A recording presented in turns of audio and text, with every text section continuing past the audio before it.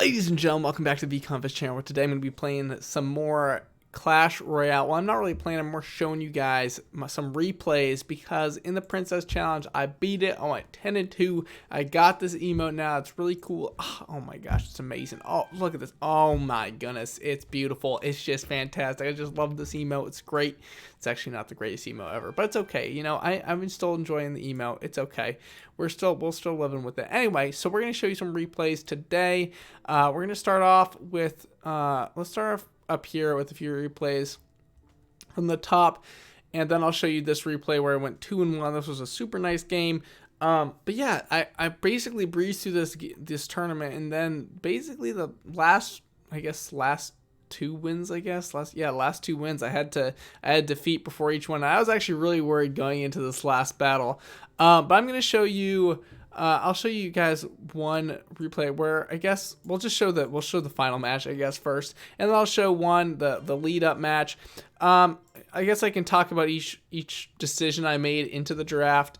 The cannon cart is a really good card. I was really debating this one. This one took some thought. I thought the cannon itself had more viability into the cannon cart. I'm not sure, but I think the cannon can defend a cannon cart. So I was like, okay, I think cannon's more viable here. It's more of a sub card. I wanted my deck to be a little bit less on the expensive side, so I picked cannon instead of the cannon cart. That was my first decision. Eventually I pick it. There we go. Next decision, I had to choose between the two really good cards. Right? The dragon and the Dark Prince, and both are really viable cards. I picked the dragon because I just felt like I needed a little bit of air support as well, because well, if I don't have anything air and he has like a balloon or something, I'm really not in the best of shape. I also picked Firebolt because I knew just a general Fireball is usually the better call. It's a better card over Zap right now. And for this last choice, I picked P.E.K.K.A. because I needed a little bit more defense, and I felt like P.E.K.K.A. is a little bit more of a meta card, and so I picked that. But Rascal's still really good. And I knew that P.E.K.K.A., I still have that ability. And then I started off this match, and I looked at my hand, and I was like, yes, okay, I can actually, this is looking like a win for me. I had the Royal Ghost, which I've been really a fan of in this Princess Draft Challenge, which allows you, because basically it's a princess killer, right? You can go into the tower range or whatever and kill the princess. I was really lucky in the beginning, too. Or not really lucky, but I saw the princess go down the same side, and okay, I knew it's okay for me to place my Royal Ghost. And, you know, the game's starting off and we're fine. We're chilling. He places down his Dark Knight, and luckily, the Dark Prince doesn't get any charge up and actually is killed by my Royal Ghost. Now here, he's playing his RG in the back, but I know I actually have probably more DPS than this guy, coming out with my P.E.K.K.A. and my Ice Wizard. I'm not afraid to really fight in his territory at all, just because my P.E.K.K.A. will actually take up so much damage. I'm not going to let him gain up that elixir to actually get him a nice push with this RG, but look at what's going to happen here. We're actually going to take out his, we took out originally his Lumberjack, which is super good for us. I killed both the Rascals here. He has basically 0 elixir to defend this push. My P.E.K.K.A. is going to get to the tower here. I have so much elixir, and we're going to hit 1. We're going to hit 2 shots on the tower, and oh my gosh, that was amazing. Our Ice Wizard, the MVP in that play. Here, I am up a ton of elixir, and I gotta admit, here I did not do the best job in converting this giant elixir lead into anything positive. I was not sure if I was pretty even on elixir. I thought I might even have been down, which is why I kind of was waiting on what to do with elixir here. And I'm just making more positive elixir trades. I really don't know how to trend this match going forward. I know I have a super heavy advantage right now towards this tower, but I really want to be careful playing my P.E.K.K.A. and whatnot, just because I know that whatever I do is really have to be careful in the fact that I don't really have super win condition. Like, I mean, I don't have like a Royal Giant or something that can actually just win me the game. And the cannon cart is actually a major MVP for him. I don't really have ways to fully stop it. I didn't really use my cannon I don't really know what I was saving it for exactly. My cannon placements were not good at all. And like this P.E.K.K.A. placement, I don't know what I was thinking. I just didn't want to have to use a Fireball, and I thought I could basically pull off the same play as I did last time, because it felt a really strong play. But this time, this guy actually plays it much better with the cannon cart on the side. The cannon cart is actually going to destroy my P.E.K.K.A.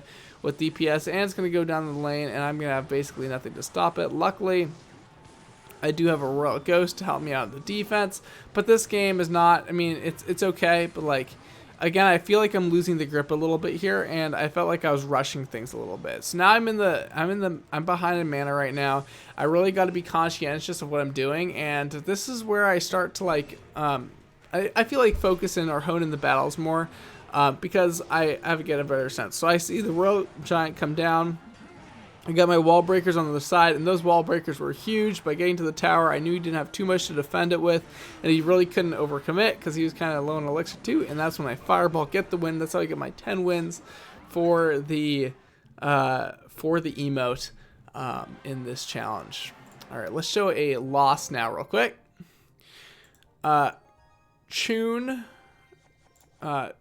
3JS. This guy, he kind of just dominated me. I'll explain my decision making behind each card choice here. I chose the Royal Giant over the Royal Recruits, mainly because of the fact that, you know, Royal Recruits ain't that good. They're 7 elixir, and I feel like you can just defend them too easily for 7 elixir. They're not a bad card. Here I chose the Bomber over the Guards because I thought that they would be good against the Royal Recruits primarily, and I chose the E-Wiz over the Bandit because of the fact that, well, I felt like I had more defending opportunities with the Electro Wizard than the Bandit. And I think the main problem with this draft was actually taking the Bomber over the Knight, or not the Knights, but the, oh my gosh, whatever you call them. That card. The Shield Skeletons.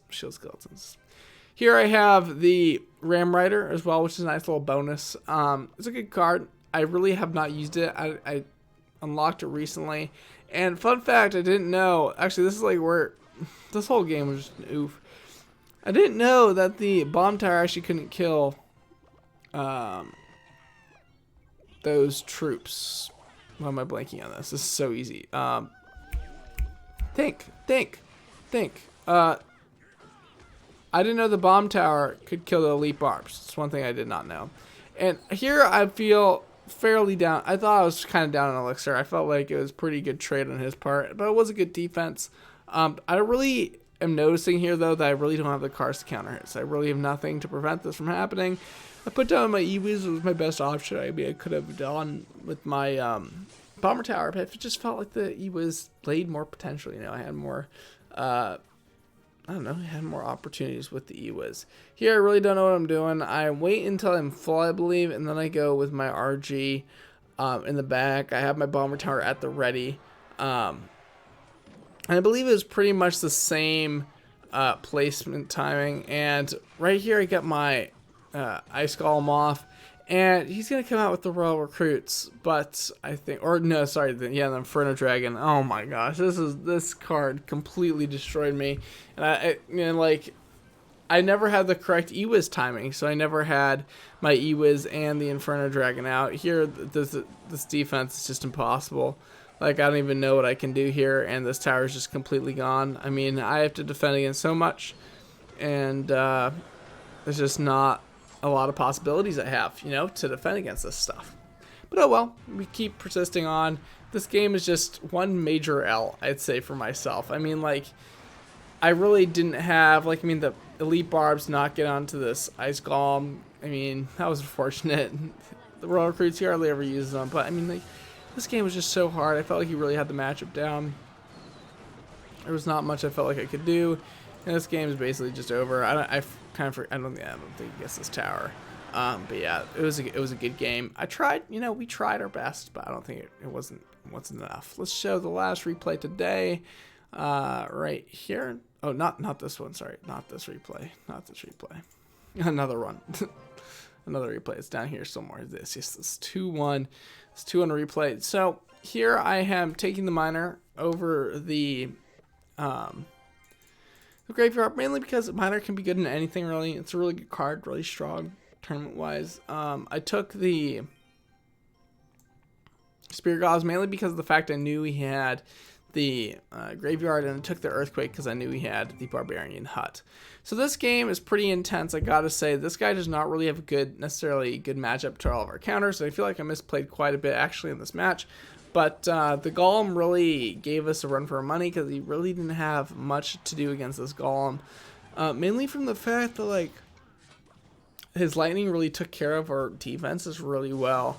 But the good thing about this matchup is I always got the lightning used before actually anything like important, happened. But it was really stressful. I don't know why this match just felt very stressful to me. But anyway, we're getting some poke down to his tower. I have my Ice Whiz for his troops, and I have the earthquake for his barbarian hut, which is really, really strong. Earthquake, really good card still. It's only in certain situations though. It's not always good, but it's good in some cases. Here we're battling. We're getting the trades down here. I'm gonna, I think, arrow the princess and get the barbarian hut as well, getting double value with the tower, just getting more chip damage down. And here he comes now. I think with this golem, he's gonna put down the golem in a second. Yeah, where is it? Where's the golem? Here it comes, and he was just wasting elixir. Here he goes with the golem, and I have a problem. I'm like mid yawning. I have a problem. This golem is gonna be really hard to stop. I know I have to worry about the graveyard, which is why I'm trying to save the Valkyrie. And maybe that was probably definitely a wasted earthquake. But here comes his graveyard. I knew it was coming, right? I was saving the Valkyrie. But simply, it's just the Valkyrie's not going to be enough. It's really nice placement by him surrounding the tower instead of just being in that one corner. He comes out with the lightning, and here I'm actually really worried because primarily from the fact that I feel like if he just does another golem push, I'm kind of screwed. Like he just took my tower 100%. So like I'm kind of trying to rush him down. I'm trying to pull out some, I don't know, mad plays, trying to see what I can do. But really, I'm in a tough position because I feel like he can just rush me with this golem, and I really have nothing to support the golem at all or take away the golem. I tried to do this play where I put my furnace on the side. I mean, he lightnings it. He also so he has his graveyard, but now I'm ready with my Valkyrie again. And now I got my Spear Gobs as well. We got a lot of stuff on the defense. And here I'm just thinking counter push. We got to make this into a counter push. So what I do, place down that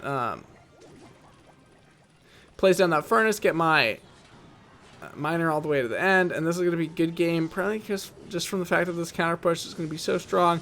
He doesn't kill off my baby dragon with that lightning. It's going to be GG right there off the bat, and that got me to 8 wins, which then I had to, I felt a loss, and then I got a dub, probably 9, and then I got a loss and a dub, which brought me to 10.